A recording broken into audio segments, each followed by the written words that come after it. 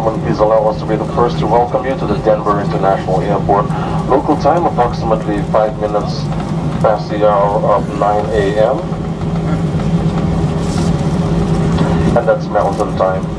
We have arrived approximately 25 minutes ahead of schedule. We will be taxiing for a few more minutes, however, and we ask that you please remain seated until Captain VFS put the aircraft to a complete stop at the gate and shut off the fasten seatbelt sign.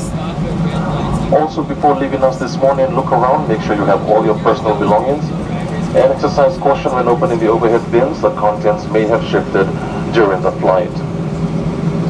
If you are making any further connections here in Denver this morning, when you deplane this aircraft, proceed to the nearest departure screen. They're located throughout the terminal building. Cities will be listed in alphabetical order. Check for your gate information and proceed directly to your gate if you have already been issued with a boarding pass. If you have any further questions, please feel free to speak with a customer service representative.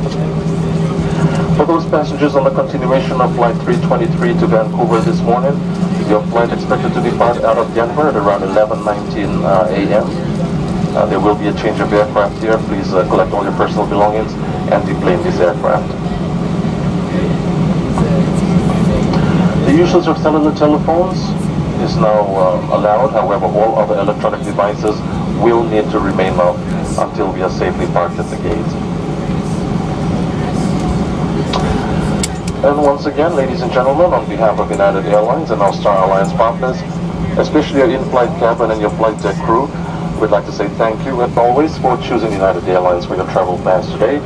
We certainly do appreciate your business, and we hope to see you again soon. Have a great day.